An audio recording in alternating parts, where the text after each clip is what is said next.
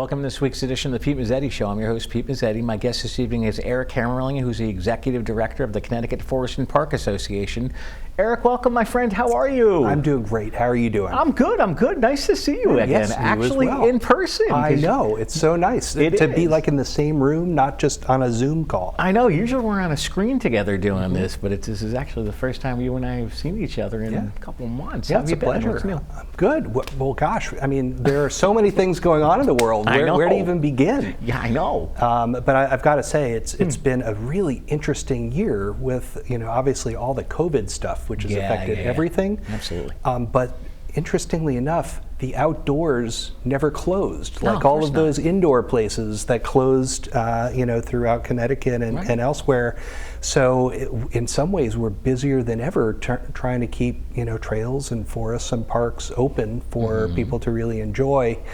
And that's been an interesting challenge because, in fact, more people are getting outdoors than have ever gotten outdoors before, at least in the last several years. Absolutely. So it's putting some pressure on these places, but it's also telling us how important the outdoors are for people's mental health and physical health. And gosh, when people are saying you need to stay indoors, there's nothing like hearing that to say, well, wait, maybe I should be going outdoors. Yeah, what am I missing when I'm stuck indoors? So it's been a really interesting year. It has been. So how long have you been with CFPA? I've been with CFPA since May of 2008, so about 12 years. Wow, okay. And it's been just a fantastic experience. I've got to say, great organization, the oldest conservation organization in Connecticut. Okay. 125 years old this year. Not me, but the organization. The organization. And it's really been amazing to see the different things that we're called upon to get involved with, from issues of outdoor recreation to also climate change and many other things. So because we've been around for a long time, a lot of people look to us, and we feel a responsibility to really be engaged in conservation in Connecticut. There you go. Now, as far as, that's right, last time you and I were together talking about the organization, because of the 125th anniversary, you promised me a party. I know, and guess what? Parties are kind of hard to come by these days. Yeah. I mean, I know that you personally, wherever you go, there is a party, so that's kind of, so maybe this is our party for now. It could be our party for now. But no, we really do want to appropriately celebrate 125 years. Oh, absolutely. And, we've looked at kind of some of the amazing things that have happened over the last 125 years with the environment in Connecticut. Okay. And CFPA has been involved with many of those different things. Certainly, if you think about the Blue Blaze hiking trail system, which was set up in 1929, but now has grown to we say 825 miles and in 96 different towns all around the state. Absolutely. But we actually did the math recently. It's closer to 925 miles, and it's just amazing what a resource it is for everyone to use. It's free. Yeah. It's all around, easy to get to for many, and we really think it's an incredible resource for the state. We also were involved with the first state forest in Portland, Connecticut in 1903. All right. That's something that we said, we've seen that there are national forests and national parks. We should have those kinds of things here in Connecticut. We should have state parks and state forests. Today we have 110 state parks and 32 state forests on 250,000 acres all around the state. Right. And again, CFPA was really involved with much of that. So I feel very fortunate to be involved with the organization and keep us looking forward to the many things that we still have yet to do. Well, what else do we have yet to do? Well, right now, one of the things, of course, everyone's thinking about COVID-19 at the moment. Yeah. But for the last, dozen years or so, people have been really thinking a lot about the climate and how the climate is changing. And certainly here along the shoreline, thinking about the fact that they're saying, the sea level rise is going to be about 20 inches or so by 2050. Right. Well, that means a lot of places are going to have to, hike up their skirts and head up to drier ground. And unfortunately, that means we're going to have to do a lot of things differently. We're also aware that we're going to have probably more intense storms and more things like that are going to be challenges. But on the other side, we think about our state's forests and how can the forests actually help us out of this climate problem that we're in. Exactly. And amazingly enough, forests are incredible. They are both impacted by changing climate, but also help the climate to not get as bad as it could get. So for example, the hotter it gets, there are certain species of trees that are going to have a hard time. But on the other hand, the hotter it gets, there are some species of trees that are going to grow over a longer period of time. They're going to be able to soak up more carbon out of the atmosphere and help to keep, and as we like to say, if there's carbon in trees, that's carbon that's not in the atmosphere making us warmer. Exactly. So we want to see forests be protected and grow in ways that are going to help Connecticut, and also we want to see our forests be more resilient and help people to be more resilient too. Good example of that is in some of our cities. You may have heard about something called the heat island effect, which basically means if you have an area with a lot of concrete and not a lot of trees, it's really hot. And not only is it hot for people, but also when it rains in that area, the water is hot. It runs off into streams that are used to being cooler. It affects a lot of different things. You plant a few trees. Just to have a few trees in an area can make a difference of 5 to 7 degrees. It actually helps to purify the air. It's a way to connect to nature, provide some habitat. There's so many positives of having well-maintained, healthy trees in urban areas. That's one of the things we hope is going to come out of this report that we've been working on and some recommendations to the Governor's Council on Climate Change, which right now is saying, how can we make the situation better looking forward? Are you on that committee? I am the chair of the forests subgroup of the Governor's Council on Climate Change. Well, let's talk about it. Yeah, so we actually just today, Pete, right before I came over to the studio, I was working on this report because we want to get it out and get it through the process. The goal is by the end of 2020 to have a set of recommendations for how forests are going to be protected and what we can do as a state to better respond to climate change. And so there are a lot of different things that we've been going through right now, and our recommendations will become public in just a couple days. Oh, nice. So that's what I was working on today. My head is still spinning with all these different things about forests. But we actually have in Connecticut, and this is not always appreciated, almost 60% of Connecticut has trees, tree cover. And about 100 years ago, a little more than 100 years ago, we only had about 30% of Connecticut with trees on it. So we've actually come a long way in terms of having more trees and a greater appreciation for trees. We also have a better understanding today of how important trees are in the climate change context. Like I said, they soak up carbon. They also provide shade and all the different benefits to people that trees provide. And it's up to us to help keep them healthy. Because some trees, especially those along our streets that you drive by, if you don't care for them, they don't always do very well. And we have to, if they do, fail through disease or other things, we have to replant in Right. those areas to make sure there will be trees for the future. Exactly.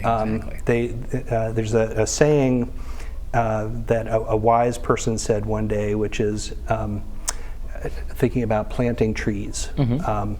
What's the best time to plant trees? Well, probably 30 years ago. But what's the second best time to plant trees? Right now. Exactly. Whenever you have that opportunity. So I hope we'll be able to make a difference going forward. Absolutely, absolutely.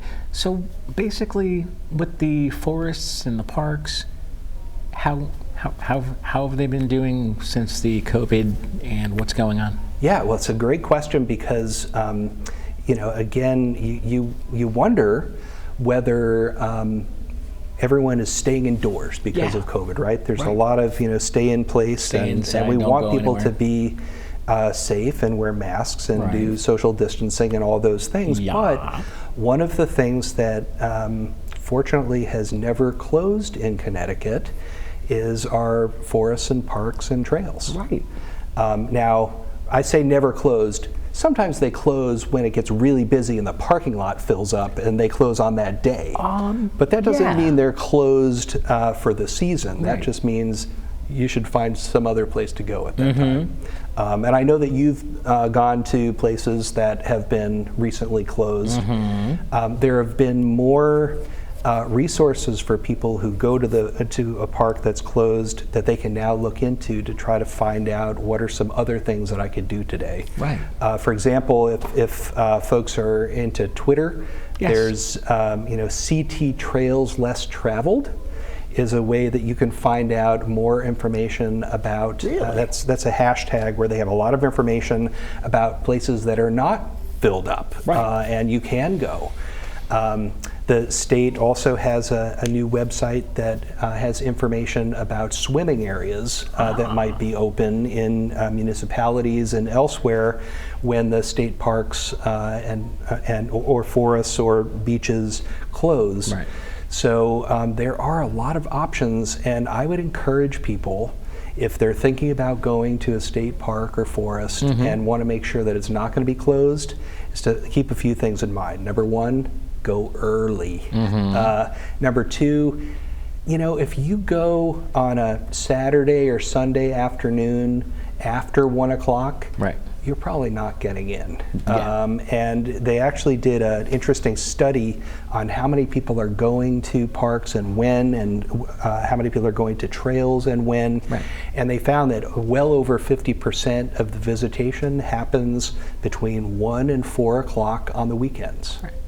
So don't go between 1 and 4 o'clock on the weekends, right? And knowing that there are some places that are very popular, think about some other places that aren't quite as popular.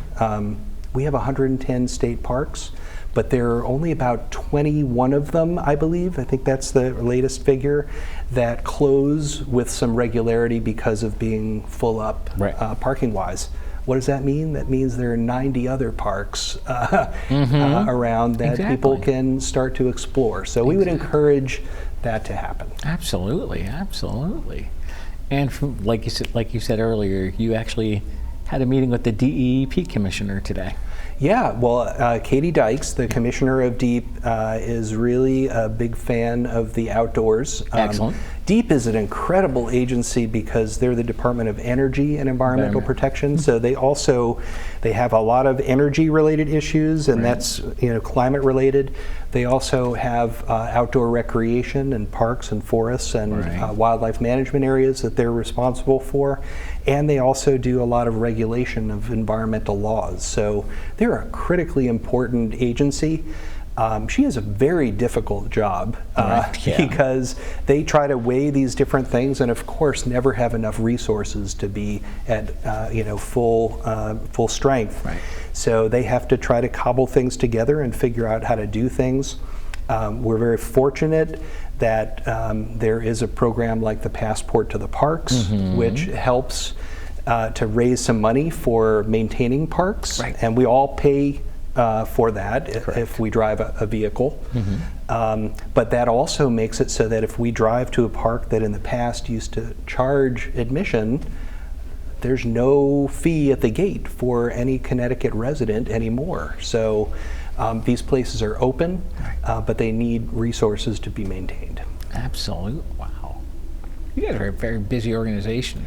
For sure. Yeah. You guys We think it's important. And obviously, is. you know, I love the outdoors personally and love to enjoy absolutely. the outdoors with my family. But I also want everyone to have that opportunity to have that experience. And so we need to keep fighting to keep these places open. Tell us a little bit about the committee that you're on. Well, the committee that we're on with this forest subgroup started meetings and public meetings at the end of January and kind of took those right through the end of June. Okay. And it was really to raise awareness on a number of different topics related to the health of forests. So we had over 21 different presenters. All of this information too is online, the minutes from the meetings, the presentations that were given.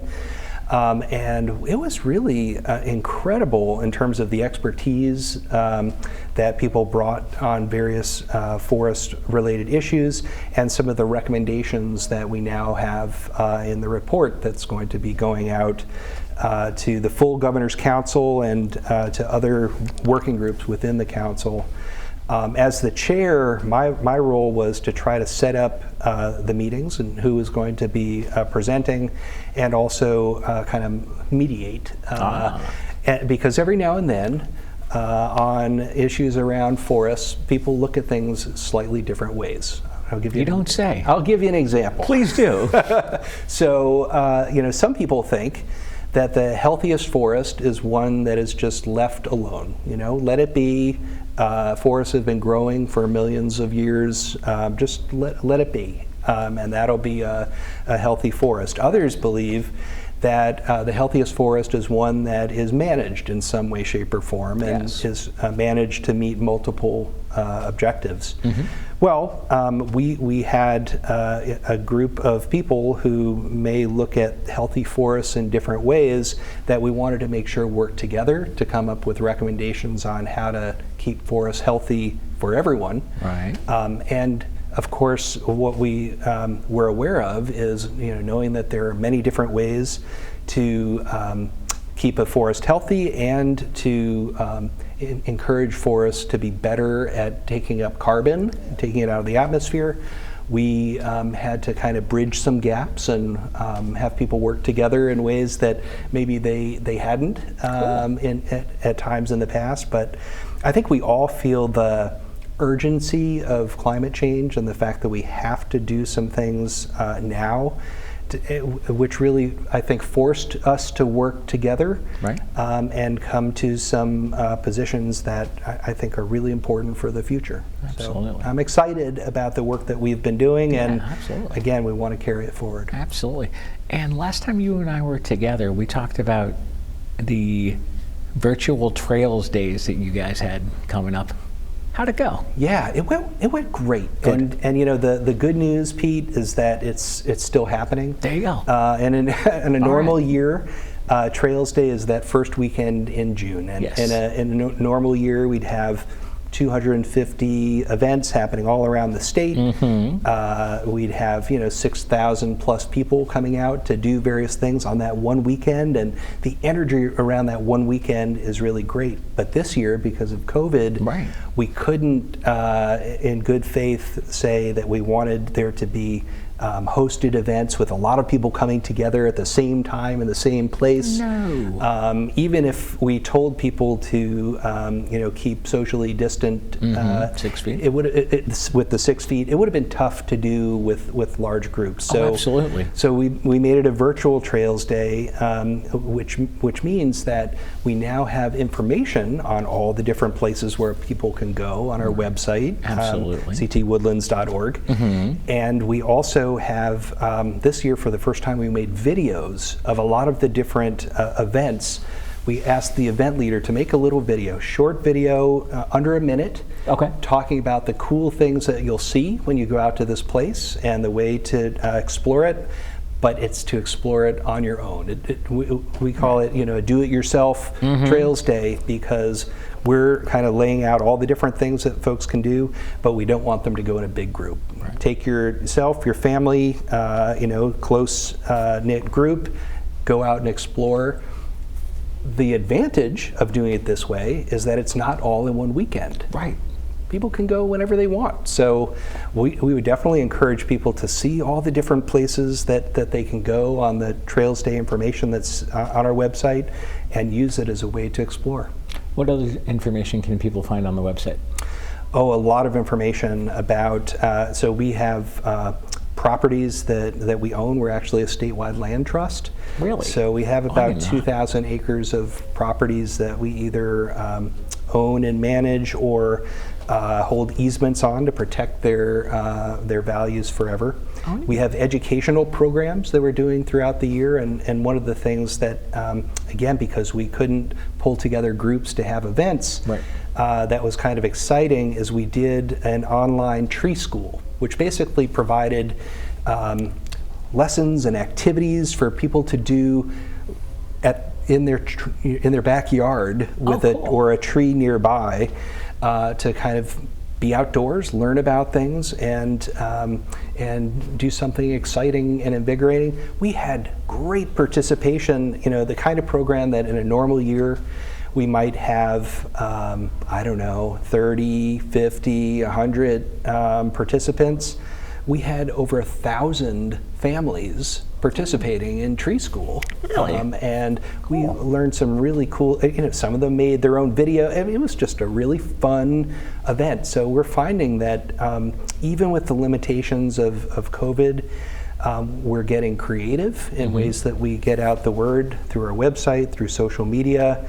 And we're trying to be, even though we're working from home primarily too, we've been as active as ever.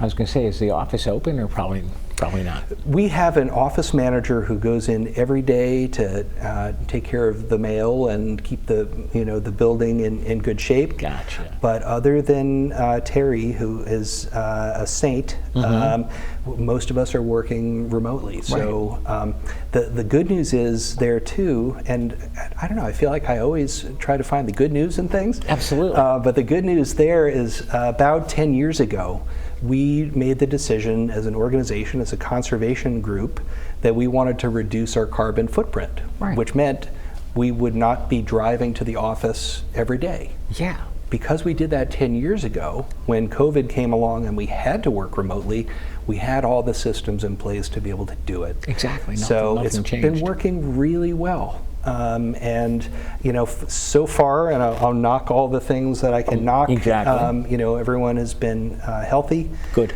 And we hope that continues. Good. And from what I understand on your website, there's also a picture of Pete Mezzetti. I think we do on our website kind of feature special volunteers. And there is this guy, Pete Mezzetti, who has been an amazing volunteer. Yeah, never heard of him. No idea. So and I've got to say, Pete, not only do we appreciate you, but we really, when we've gone through some strategic planning over the last year, and when we did our strategic plan, like any organization, you do some soul searching. What's really important to you? For us, it was volunteers. We are a volunteer-based organization, because if you think about who's doing the work on the trails, we have 2 staff, but we have hundreds of volunteers who are doing work out on the trails.